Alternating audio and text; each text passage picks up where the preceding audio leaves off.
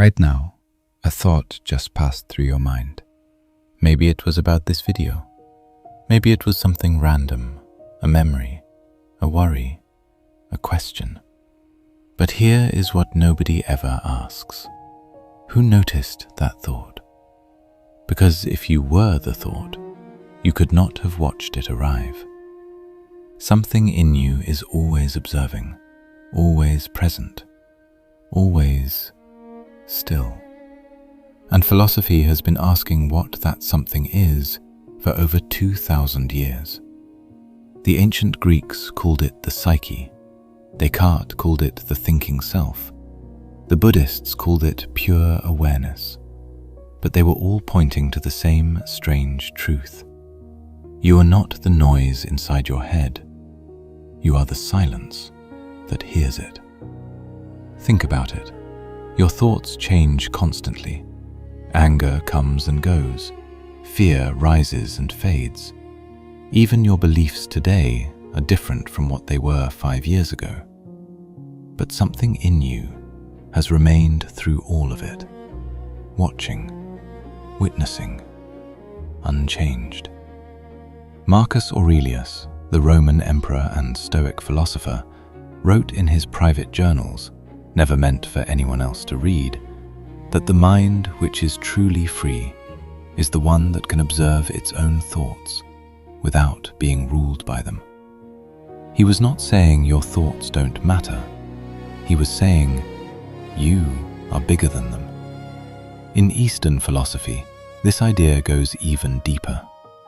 Buddhism teaches that what we call the self is actually a story, a narrative the mind constructs, moment by moment, stitched together from memories, sensations, and habits. There is no fixed you, only a river of experience, and something watching that river flow. The Sanskrit word for this witness is sakshi, the one who sees, without judgment, without attachment, without interference. And here is where it becomes strange. Modern neuroscience is beginning to echo this idea.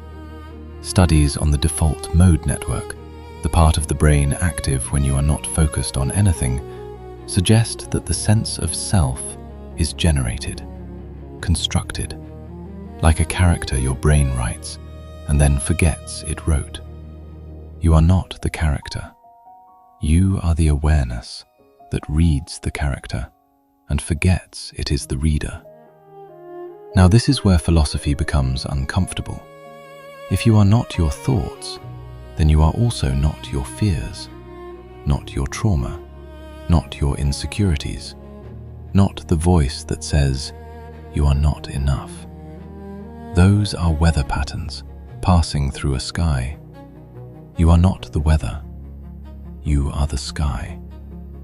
Eckhart Tolle once described a moment where he sat with a single thought. I cannot live with myself any longer. And suddenly realized, if I cannot live with myself, there must be two of me, the I and the self. That gap between the observer and the observed is where freedom begins. Most people never find it, not because it is hidden, but because they are too busy being the thoughts to notice what is watching them. So the next time a thought arrives, an anxious one, a dark one, a loud one, try this. Do not fight it. Do not follow it. Just ask, who is noticing this? And then pause. Stay with that question, because the one who asks it is the one you have been searching for. This is Veil of Being, and we are just getting started. Subscribe, because some questions do not just seek answers, they change the way you see reality.